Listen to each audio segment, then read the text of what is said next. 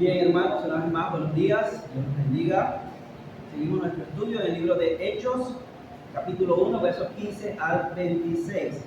Estamos estudiando este libro y el tema del libro que hemos asignado es la acción del Espíritu Santo en la creación y expansión de la iglesia, sirviendo al Espíritu Santo en ese inicio inicial de la iglesia y también en su expansión a lo largo de todo el libro de Hechos. Ya pasando por algunas introducciones de este libro, vimos que es un libro de transición, un libro que va a mostrar un punto en el que la historia de la redención cambia en un sentido a otra fase y entra en acción lo que es la iglesia, un misterio que hasta ese momento no era conocido y que fue luego revelado por el Espíritu Santo a los apóstoles del Señor. Y allí en Hechos 2 más adelante vamos a ver cómo nace la iglesia y a partir de ahí judíos y gentiles pueden convivir en una misma fe, en un mismo cuerpo, un mismo espíritu, para la gloria de Dios. Entonces vamos a ver en este libro de los Hechos la acción del Espíritu Santo en la creación y la expansión de la iglesia. Hoy nos corresponde avanzar un poco más en el capítulo 1 de los versos 15 al 26. Vamos a culminar este capítulo con el tema tomando buenas decisiones. ¿Ya usted ha tomado decisiones hoy? ¿Ha tomado decisiones importantes en el transcurso de esta semana pasada? Con seguridad en su vida ha tomado decisiones.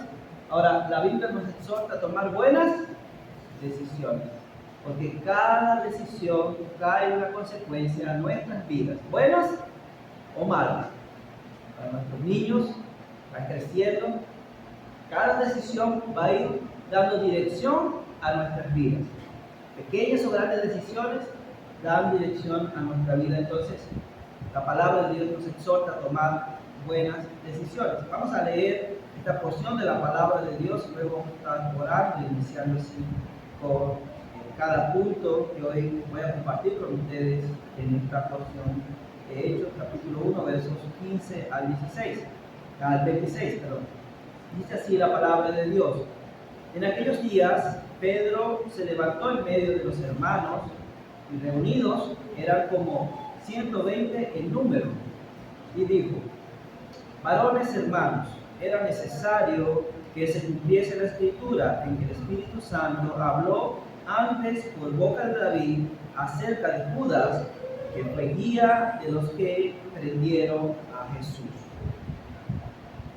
Y era contado por nosotros y tenía parte en este ministerio. Este pues, con el salario de su iniquidad, adquirió un campo, y cayendo de cabeza se reventó por la mitad, y todas sus entrañas se derramaron. Y fue notorio a todos los habitantes de Jerusalén, de tal manera que aquel campo se llama en su propia lengua Acéldama, que quiere decir campo de sangre, Acéldama. Porque está escrito en el libro de los Salmos: se ha hecho desierta su habitación y no haya quien more en ella. Entonces es necesario pues, y tome otro su oficio, 21. Es necesario pues que de estos hombres que han estado junto con nosotros todo el tiempo que el Señor Jesús entraba y salía entre nosotros, comenzando desde el bautismo de Juan hasta el día en que de nosotros fue recibido arriba, uno se ha hecho testigo con nosotros de su resurrección. Y señalaron a dos: a José, llamado Barsabás, que tenía por sobrenombre Justo, y a Matías. Y orando dijeron: Señor, tú que conoces los corazones de todos, muestra cuál de estos dos has escogido, para que tome la parte de este ministerio y apostolado de que cayó Judas por transgresión, para irse a su propio lugar. Y les echaron suertes, y la suerte cayó sobre Matías, y fue contado con los 11 apóstoles. Amén. Vamos a orar. Señor Dios, queremos agradecerte en esta mañana por tu palabra. Nos acercamos a ella en reverencia y temor, reconociendo que es a través de ella, Dios, que podemos reconocer tu voluntad sobre nuestras vidas y especialmente, Señor, en la iglesia en cuanto a nuestras decisiones. Oramos para que nos conduzcas a través de tu palabra en esta mañana, corrigiéndonos, exhortándonos, Señor, transformándonos para la gloria de tu nombre. Oramos en el nombre de Jesús. Amén.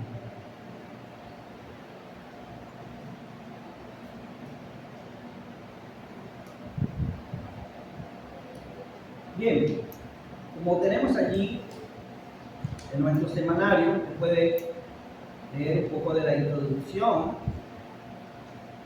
puede ver que la situación que estaba viviendo la iglesia, los discípulos, nos cuesta mucho asociar, no hablar de la iglesia, estamos tratando de llevar el orden cronológico a una iglesia que está por nacer. El siguiente capítulo ya ahí sí pasaremos de esa situación, porque ahí sí comenzaremos a hablar propiamente de la iglesia, pero los discípulos están a la espera de aquella promesa que el Señor les ha hecho. Pero algo interesante estaba pasando en la ciudad. Lucas registra esto con un propósito.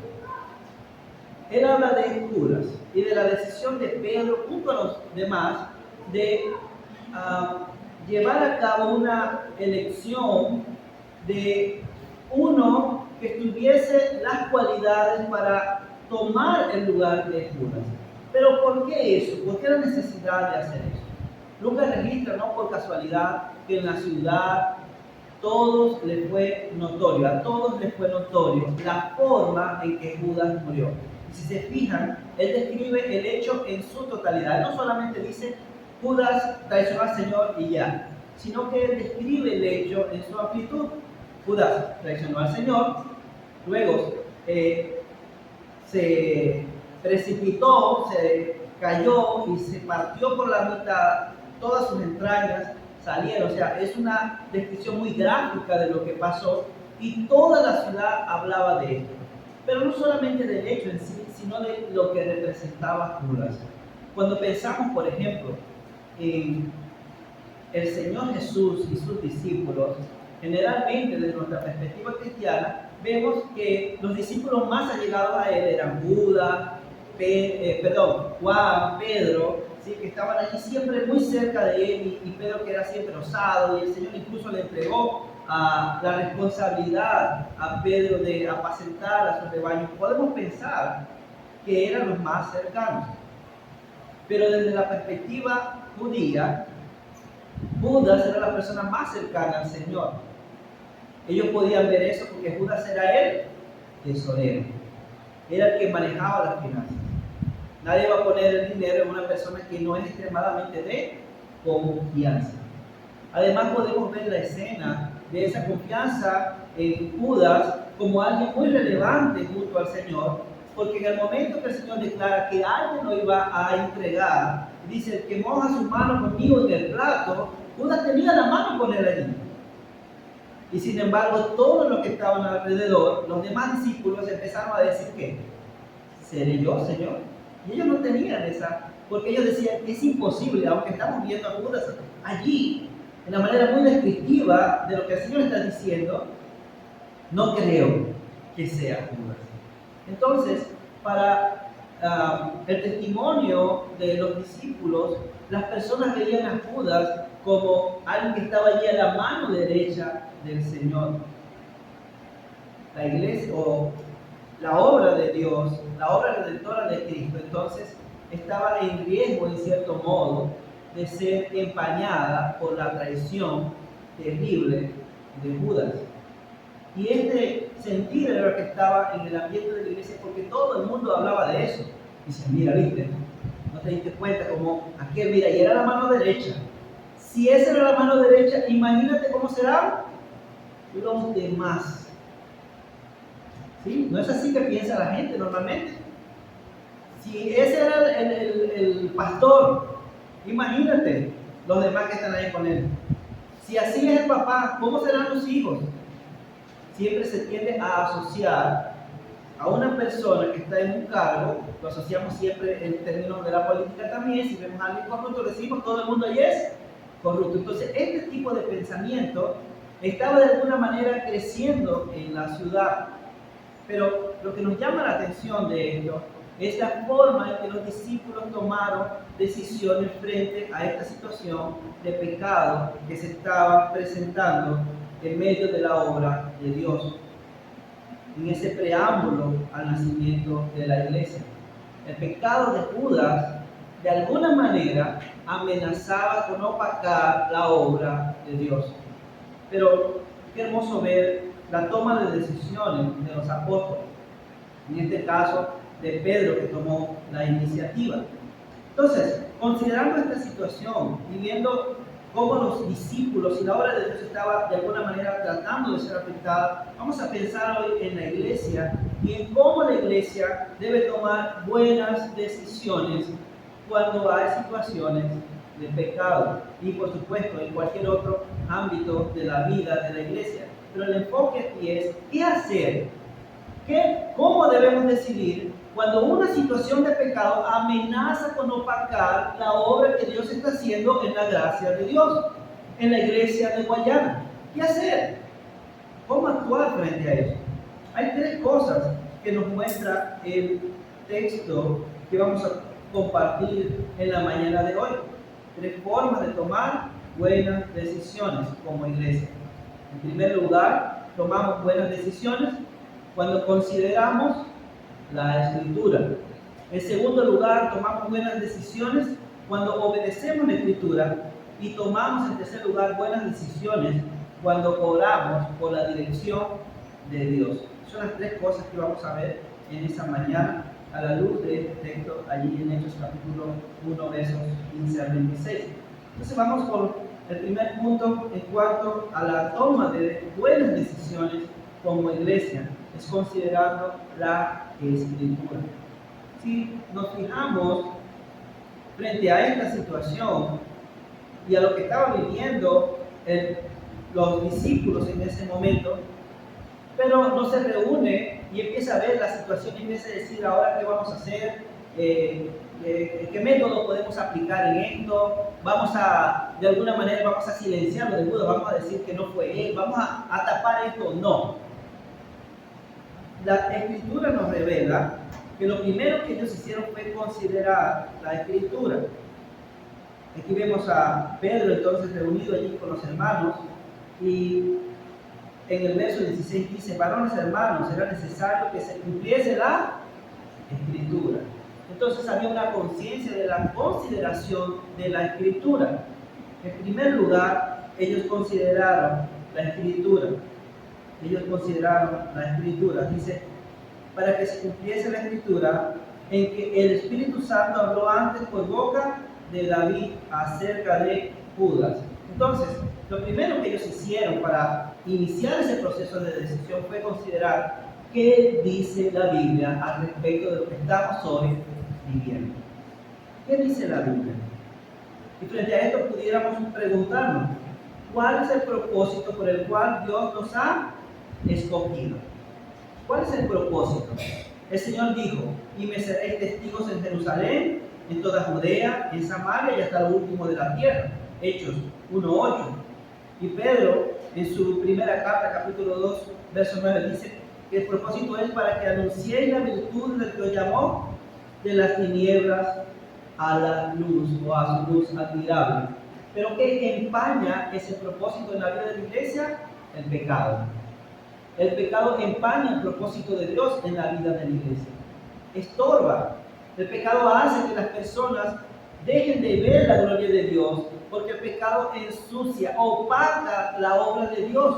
Lo que Dios quiere manifestar en medio de su pueblo, el pecado lo opaca e impide entonces que las personas puedan ver el propósito verdadero del Señor. Entonces, cuando consideramos la Escritura, hermanos, tomamos buenas decisiones, así como lo hicieron los discípulos.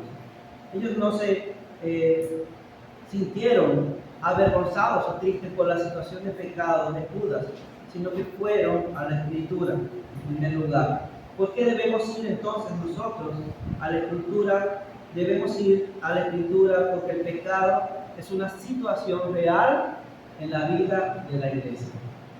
Y a veces esto parece un tema tabú, pero es algo real en la vida de toda la iglesia. Leer cada carta implica encontrarse con situaciones de pecado. Leemos, por ejemplo, Primera a los Corintios, y vemos que la iglesia de Corinto era una de las iglesias que más pudiéramos decir que reflejaba estas cualidades.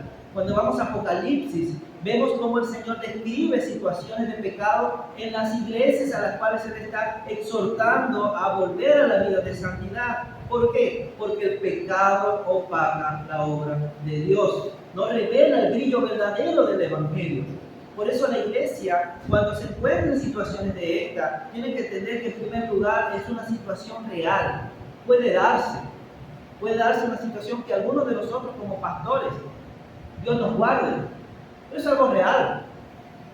Caigamos en algún tipo de descrédito o situación de pecado. ¿Cómo actuará la iglesia entonces al respecto?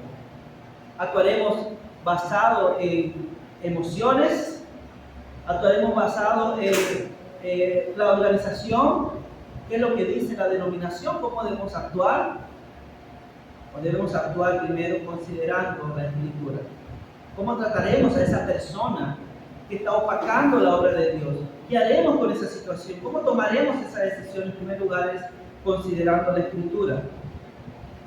La forma en que actuamos frente al pecado afecta entonces el testimonio de la iglesia. Si los discípulos hubieran tratado de suavizar la situación de Judas, hubieran tratado de ocultar eso, de desligarse de eso, simplemente el testimonio de la iglesia hubiera sido afectado. Pero en lugar de eso, confrontaron ese pecado a la luz de las Escrituras. Buscaron en las Escrituras y el Espíritu Santo les mostró que la Escritura hablaba de aquel hombre que cometería ese pecado y que un día sería sustituido por otro más debido a su pecado. Entonces, la forma en que actuamos frente al pecado afecta el testimonio de la iglesia. Romanos 2:24 dice, porque como está escrito, el nombre de Dios es blasfemado entre los gentiles por causa de vosotros. Los gentiles dudaban de Dios por causa del mal testimonio de los judíos, de su idolatría, de su desprecio por las cosas santas de Dios. Y Pedro, ya hablando a la iglesia en su segunda carta, capítulo 2, verso 2, dice, muchos seguirán sus disoluciones, las disoluciones de aquellos que enseñan herejías, por causa de los cuales el camino de la verdad será blasfemado.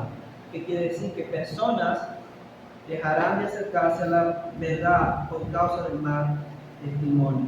Entonces, frente al pecado, debemos tomar la primera y mejor decisión es acercarnos a la Escritura. ¿Qué dice la Escritura al respecto? ¿Hay algún indicio en la Escritura que me lleve a lidiar con esta situación que estamos viviendo en nuestra vida personal o como iglesia? ¿Cómo debemos actuar? ¿Hay algo en la Escritura que nos conduzca a eso? Los apóstoles fueron guiados por el Espíritu Santo y encontraron el texto correcto para tratar el pecado de Judas. Luego podemos ver también que cuando consideramos la Escritura es porque la palabra de Dios provee una respuesta adecuada para tratar con el pecado. Había una situación como vimos allí. Jerusalén entera estaba hablando de lo que pasó entre los discípulos del Señor Jesús. Pero la palabra de Dios proveyó la respuesta oportuna. Una respuesta que glorificó a Dios como un Dios soberano y santo, que mostró el mal proceder de Judas y el castigo, obviamente, que vino sobre él a causa del pecado, y que demostró cómo realmente la iglesia debía proceder. Entonces, la iglesia, hermanos, en nuestro tiempo, no debe asociarse con la apostasía, con el pecado, por resguardar la integridad de una persona. No resguardamos la integridad de las personas, resguardamos la integridad del Evangelio, de Dios. Nosotros somos pecadores. Si uno de nosotros peca, la tendencia general es a no querer dañar la reputación de la persona. No estamos para dañarla, por supuesto. No es el propósito de nosotros dañar la reputación de nadie, nunca.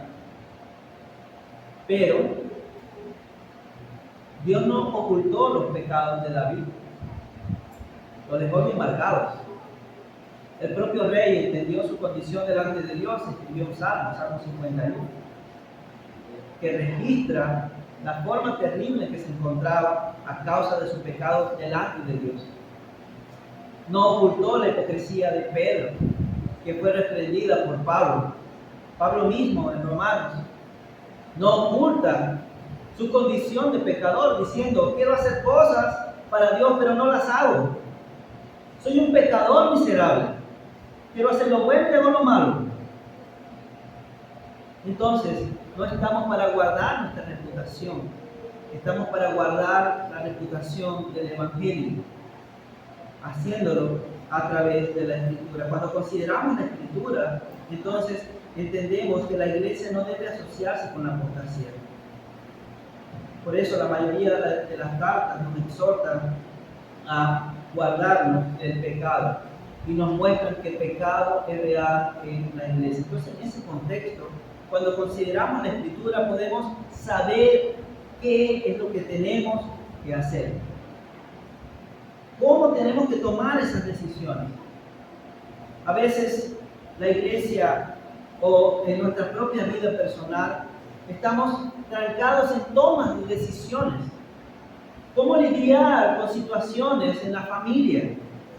¿Cómo lidiar con situaciones en mi vida personal, con mi matrimonio? Hay conflictos, problemas a nivel familiar, con los hijos, con la esposa, el esposo.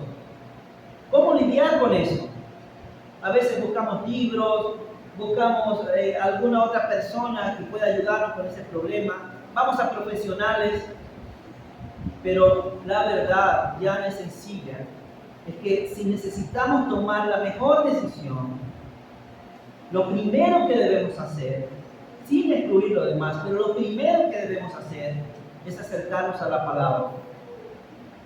Problemas con mi carácter, problemas con lo que veo en internet, problemas con lo que hablo, con lo que digo. ¿Cómo trato con esas situaciones que opacan el brillo de la gloria de Dios en mi vida y en mi iglesia también? ¿Cómo estoy resolviendo eso y tomando buenas decisiones al respecto? Cuando hay situaciones de conflicto en nuestra vida diaria, acudimos a las Escrituras para encontrar respuestas. ¿Saben? Vivimos en la era de la ansiedad y la depresión. Muchas enfermedades se han desencadenado a raíz de eso. Y lo más triste es que no es en el mundo, que es comprensible, porque el mundo vive en sus afanes.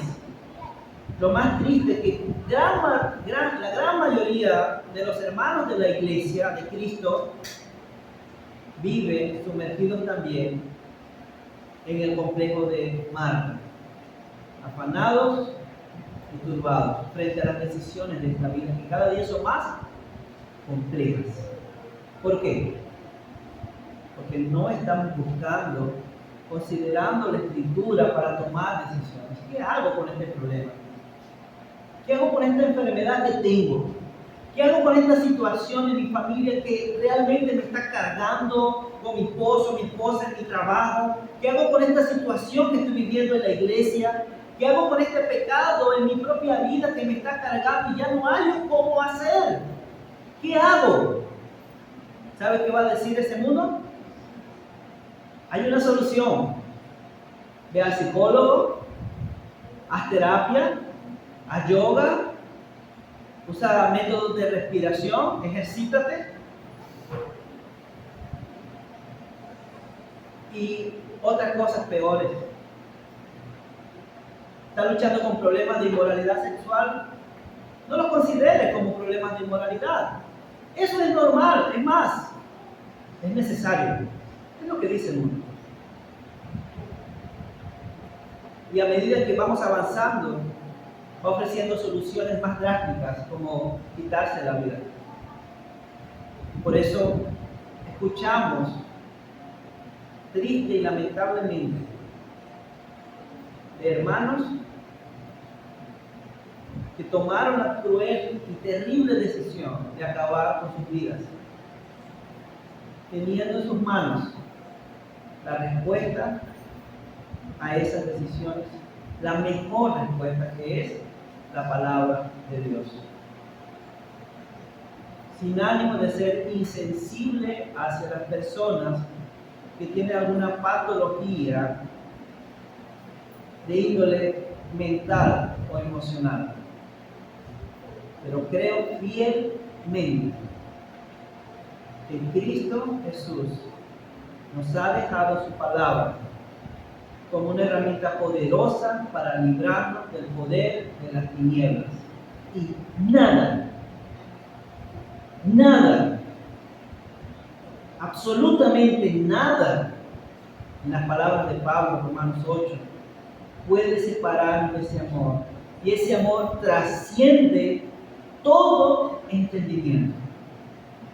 Ni la depresión, ni la ansiedad, nada en ese mundo nos puede separar de eso.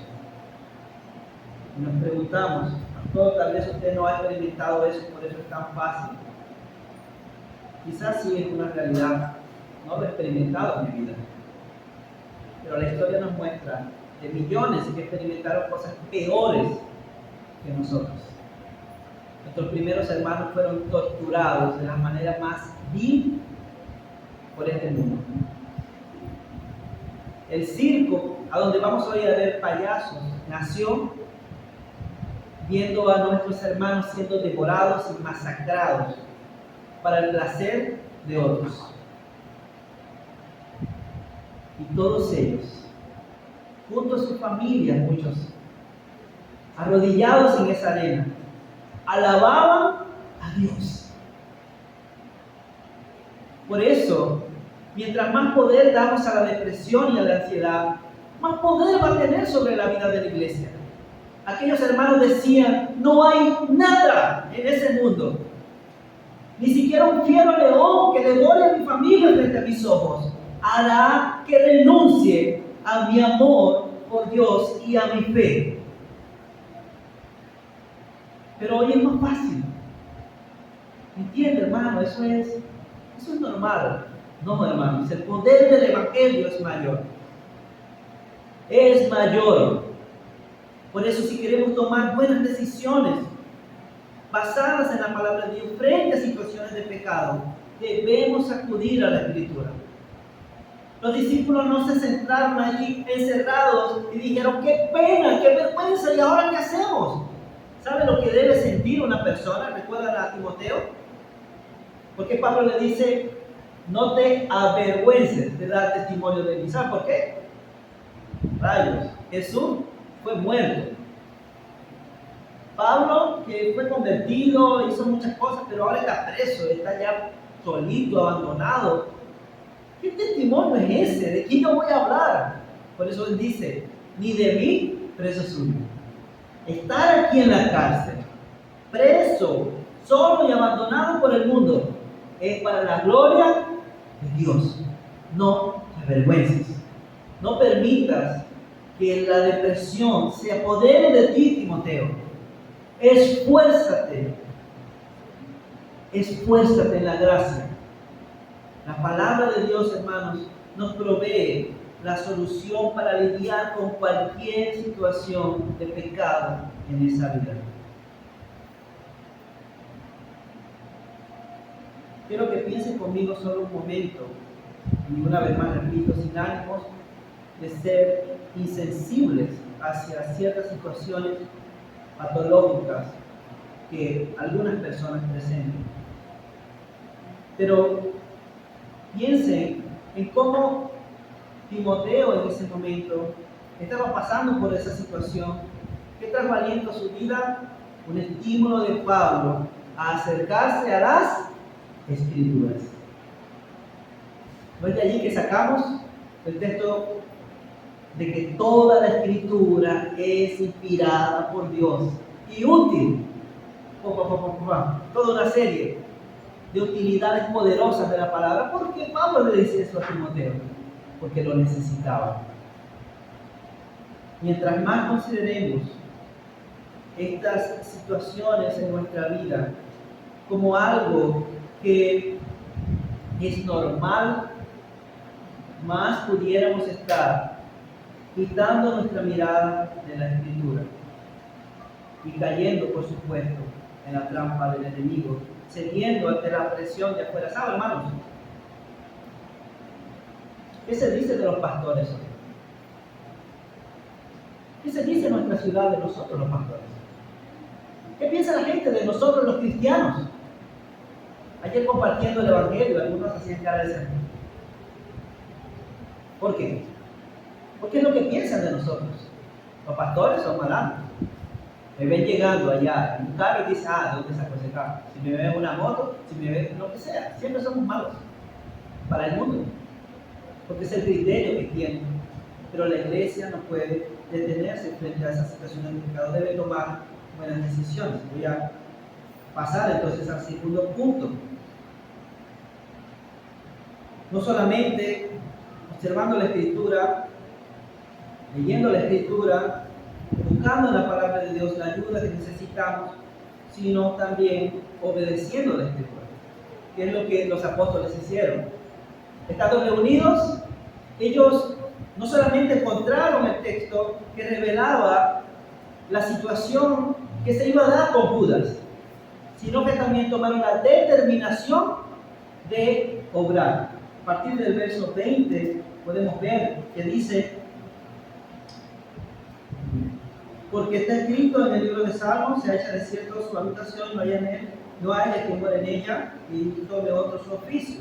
21 dice: es necesario, pues, que de estos hombres que han estado junto con nosotros todo el tiempo que el Señor Jesús entraba y salía de entre nosotros, y más adelante dice: uno se ha hecho testigo con nosotros de su resurrección. Y en efecto fue lo que hicieron en el 23, señalar a dos. Entonces ellos no solamente entendieron lo que estaba escrito, sino que accionaron. Entonces, a veces en nuestra vida como iglesia y nuestra relación personal con Dios, sabemos lo que dice la Escritura. Hermanos, ¿cuántos de nosotros estamos luchando con situaciones de pecado en nuestra vida? ¿Cuántas iglesias a veces están luchando con situaciones de pecado dentro de la iglesia? Iglesia, por ejemplo, como la iglesia de Corinto. Había situaciones de pecado allí. La iglesia sabía lo que tenían que hacer, pero ¿habían corregido el pecado? No. Estaban conviviendo con el pecado. Y no es fácil señalar a los corintios y decir: wow, qué iglesia tremenda, ¿verdad? Esa iglesia era tremenda. Nadie quiere llamarse iglesia de Corinto. Bueno, recientemente leí un libro. El autor decía, incluso con modo de sorpresa, que fue una iglesia que se llamaba Iglesia de los Corintios. Y decía: wow, ¿quién se atreve a poner un nombre así a la iglesia, no? Porque asociamos normalmente esa iglesia con una iglesia cargada de pecados y que sabía la Escritura, sabía lo que tenían que hacer, pero no lo hacían. Los discípulos, por el contrario, ellos conocían lo que decía la Escritura y tomaron la decisión de elegir a dos personas con esas cualidades para que entonces pudieran ocupar el lugar de Judas. ¿Por qué nosotros entonces debemos obedecer la Escritura? Debemos obedecerla porque ella es autoritativa. Ella es la palabra viva de Dios. Hebreos 4:12. Es una palabra que tiene poder. Ya dijimos en 2 Timoteo 3:16-17. Ella es inspirada por Dios y su utilidad es amplia en la vida de la iglesia. Nosotros como bautistas tenemos esto como un distintivo, autoridad de la Escritura como regla de práctica en todo lo que hacemos como iglesia. Por eso debemos obedecerla. Debemos obedecerla porque tenemos que tratar con el pecado de manera oportuna. Había una situación, estaba pronta la venida del Espíritu Santo, pero los discípulos entendían que debían salir a ser testigos de Cristo. La sombra de Judas estaba allí en la ciudad. ¿Qué hacer cuando salgamos de aquí y seamos llenos del Espíritu? ¿Cómo arrastrar con eso, llevando el ministerio de Cristo? No. Hay que resolver este asunto. Hay que decidir acá. Y entonces accionaron en la elección, en este caso, de estos dos hombres y los presentaron delante del Señor para que alguien de ellos tomara el lugar de Judas. Entonces, debemos obedecer para tratar el pecado oportunamente también en nuestras vidas. Como iglesia, no podemos expandirnos si no tratamos oportunamente el pecado en nuestras vidas, de manera muy personal y también como iglesia. Las situaciones, hermanos, por eso a veces quizás podemos ver y decir, oye, los pastores son un poco... Porque el pecado no se puede dejar correr. ¿Sabe que el pecado es como un animalito, algún insecto de esos maliciosos que no nos gustan? Cucarachas, garrapatas, cosas así. Usted deja ahí uno y lo deja establecerse en algún rincón de su casa y a la vuelta de unos meses, hermanos, estará todo infectado. Será difícil acabar con ello y traer a prejuicio a la vida de la familia. Así es el pecado de la iglesia. Debe ser atacado de manera oportuna. Entonces, la mejor decisión que podemos tomar es obedecer la palabra de Dios. Obedecer la palabra de Dios. Entonces, obedecemos la palabra de Dios porque ella es autoritativa, es autoridad para nuestras vidas y porque debemos tratar también con el pecado oportunamente, así como lo hicieron los discípulos. Hay una situación en la iglesia, hay algo que estamos enfrentando, queremos hacer la obra misionera, queremos salir al mundo y hablar de Cristo, pero la comunidad sabe que el pastor realmente no está bien, pero nosotros como iglesia queremos tapar eso. Hay que tratar con eso. No debemos nada a la comunidad, debemos todo a Dios. A Dios. Porque el mensaje que vamos a llevar es el mensaje de Dios. El nombre que vamos a anunciar es el nombre de Cristo. Por eso debemos tomar buenas decisiones, aún en nuestra casa, en nuestra iglesia, con nuestros hijos. Obedecer la palabra oportunamente salvará la vida de las personas. Si no corregimos al momento a nuestros hijos, probablemente estemos trayendo algún problema futuro sobre sus vidas, porque el pecado se aloja en su corazón y va a engendrar más pecado.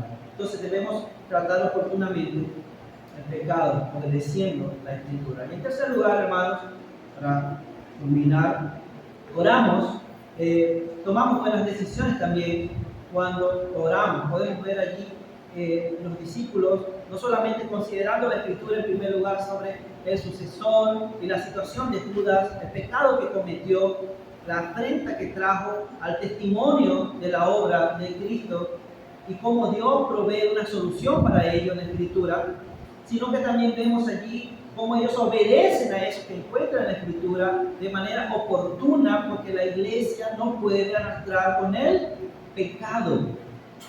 Pero todo eso fue hecho, no en la sabiduría de ellos.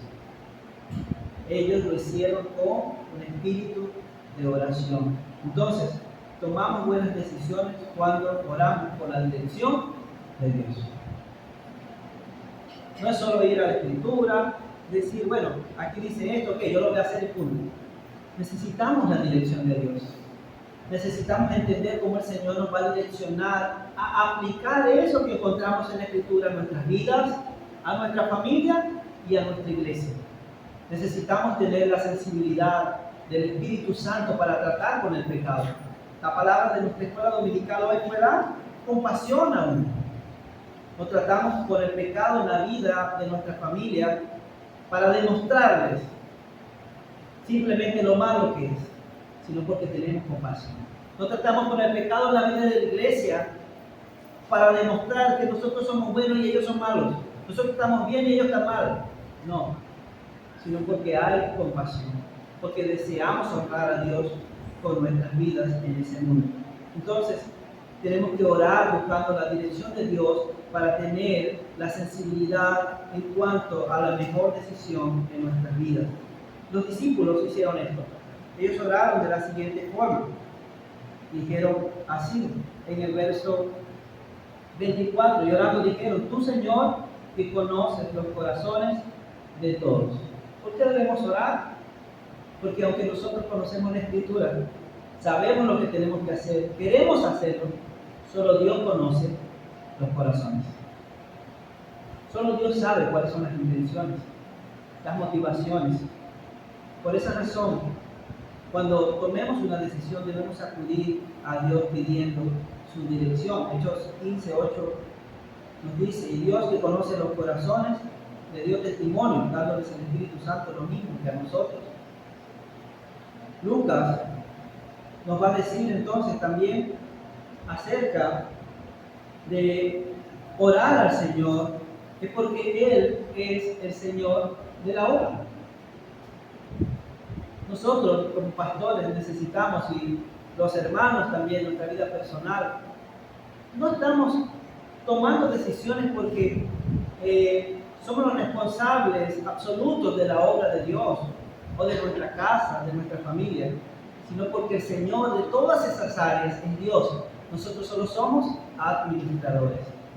Por eso, como dice allí Lucas 10, verso 2, el Señor es el Señor de la mies. Dice: la mies a la verdad es mucha, mas los obreros pocos. Por tanto, rogad al Señor de la mies que envíe obreros a su mies. Entonces, vemos que cuando tenemos que tomar una decisión respecto a la iglesia, tenemos que acudir al dueño de la mies, al dueño de la obra, quien es el autor de esa obra redentora. La pregunta en este caso es: ¿cuánto de nosotros, o cuánto tomamos tiempo para tomar decisiones? ¿O se interpone nuestra emoción, o la ira, o el enojo frente a ciertas situaciones? ¿O buscamos primero la dirección de Dios? Entonces, tres cosas, hermanos, que podemos ver en estos textos acerca de cómo tomar buenas decisiones, viviendo en la vida de los discípulos, cómo lo hicieron respecto a lo que estamos viviendo con Judas. La iglesia pasará por estas situaciones, pasamos constantemente nuestra vida por ellas, pero necesitamos tomar buenas decisiones, considerando las Escrituras, obedeciéndolas y también buscando la dirección de Dios en todo. Que el Señor nos ayude, que podamos hacerlo así para la gloria de Dios. Vamos a orar. Padre, queremos darte gracias en esta mañana por tu palabra. Gracias, Señor, porque en ella encontramos la dirección que necesitamos para nuestras decisiones. Perdón porque a veces tomamos decisiones basadas, Señor, en nuestras emociones, sentimientos, y hacemos daño también a tu obra, hermanos. Ayúdanos, Señor, a ser sensibles a la dirección de tu Espíritu Santo, tener el deseo de buscar tu palabra, de obedecer tu palabra, pero siempre, Señor, de hacerlo en comunión contigo para saber cuál es el mejor proceder, la mejor forma de hacerlo para agradarte a ti, para glorificarte a ti, para hacer edificación y bendición a tu obra y de testimonio también a aquellos que no te conocen. Dios, ayúdanos a crecer como iglesia en estas áreas, en el nombre de Jesús. Amén y amén. Dios les bendiga, hermanos.